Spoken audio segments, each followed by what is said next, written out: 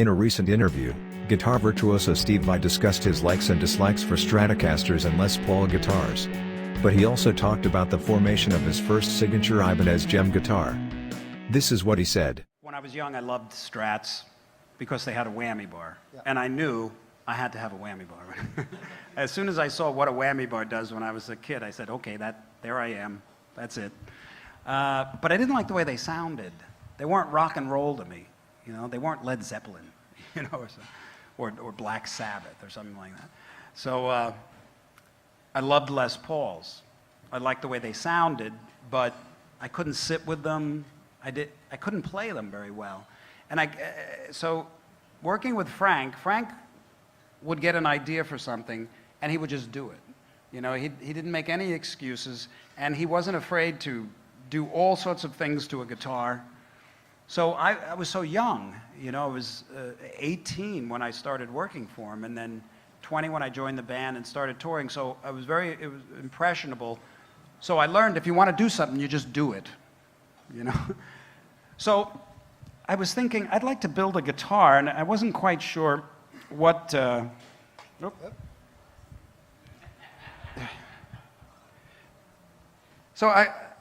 there were certain things that I liked and certain things that I disliked about both Stratocasters and Les Pauls, and really there wasn't any other guitar in the market that I was crazy about. Like Telecasters were like, that was like an ice pick in the forehead or something for me to play those things.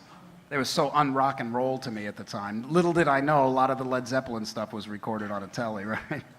So I just started thinking, what would I like to see in a guitar? And I went to this little guitar shop in Hollywood.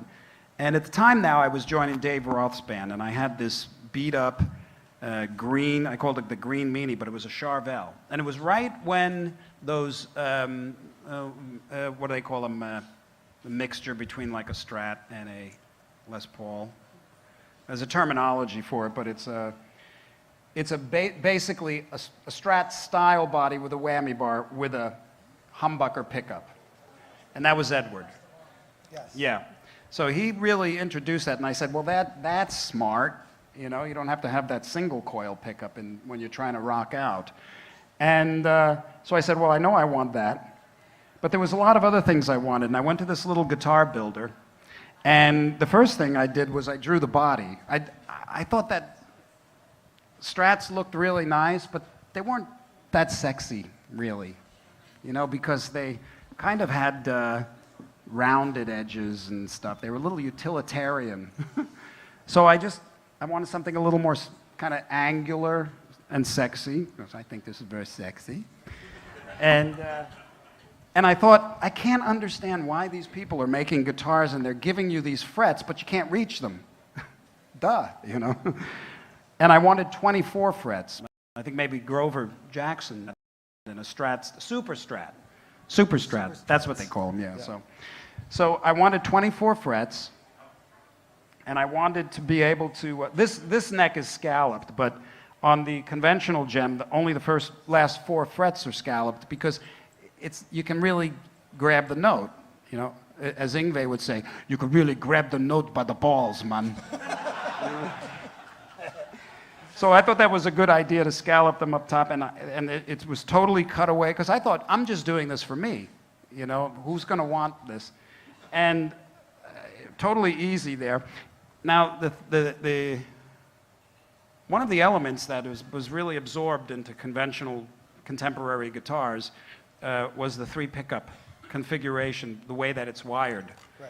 Because at the time, I didn't know it was new. It was just something I wanted, but all the research and everything tells us that, yeah, there was no production guitars. But these are humbuckers, and they have more of a fatter, warmer sound than single coils. These are double coils. But one of the great things about a Stratocaster that I loved is they all have single coils, and when you put 2 single coils on at once, like this one and that one, it's a completely different tone. It's like a tubey, kind of warm. The Hendrixy kind of thing. The Little Wing sound. Yes. Yes. And you can't get that with these conventional humbuckers at the time.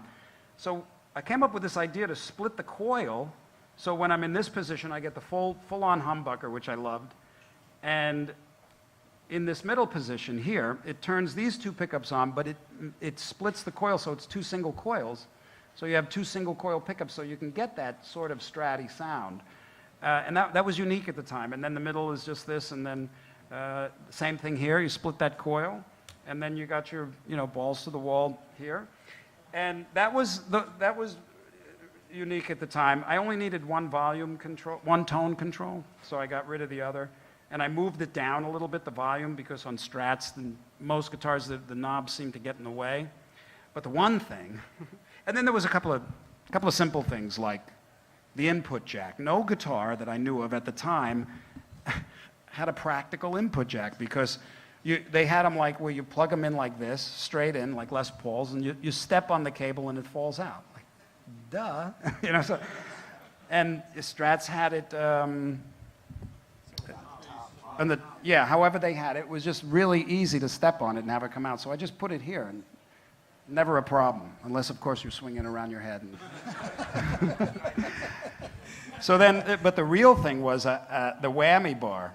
I love the whammy bar, and the Floyd Rose was popular at the time, and it was new, and that was a godsend.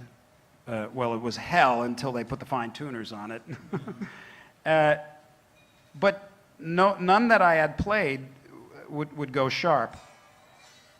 See how, I mean, that's high. I can fret. I'm fretting those out, No guitar did that. I mean, they would, if you set up a Strat a particular way or a Bigsby, you get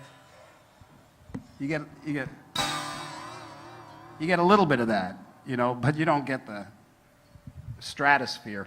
So I was looking at them saying, what's stopping it from doing that? And it was really just the wood on the body of the guitar. So I took a hammer and a screwdriver and I recorded the Attitude song. And that was, from what I understand, that's the first floating trem. And then I had like 4 or 5 of these made. And they were just like this. You forgot the most important part. I'm getting to it. Okay. So this was perfect for me. Yes. And I had like 4 or 5 of them. And there's a couple still in existence. I only own one now. And then I joined Dave's band, and obviously all the guitar manufacturers were interested in having me use their guitars. But I'm like, well, thank you, I got this one. And we'll make it for you. Like that could be convenient, right? So I sent it to virtually every manufacturer. And inevitably I got back their guitar with my name on it. And had nothing to do with what I gave them. So I'm like, no, this is the guitar. But then Ibanez took it. And in 3 weeks, they brought me back the most perfect guitar exactly to my specs. I was just stunned, and I thought, this is great. And then they said, we would like to make this a signature guitar and to release it to the public. And I thought, well, it's kind of quirky. I thought, okay, we'll see how it goes. But I thought, there's also elements to this guitar that are very practical and might be borrowed, which is fine. That's how we all stand on the shoulders of everybody that came before us, even in manufacturing. So I thought, what can I do that's completely quirky, bizarre, that no one would really copy because it's just too obvious? I put a handle in it.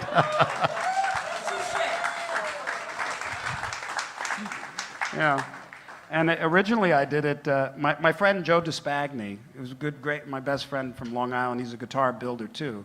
And he did it for me in my earlier guitars. But I thought that it would be just great to be able to pose with it, And of course, one of my favorite things is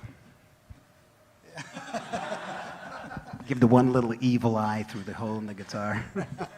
So that's how it came about. And I have to tell you that I was stunned at the success of this. To this day, frankly, and confidentially, don't tell anybody, 30 years, and of course you get a royalty because I designed it. I got my biggest royalty check in 30 years last quarter. on this guitar. That's how the guitar is so consistent.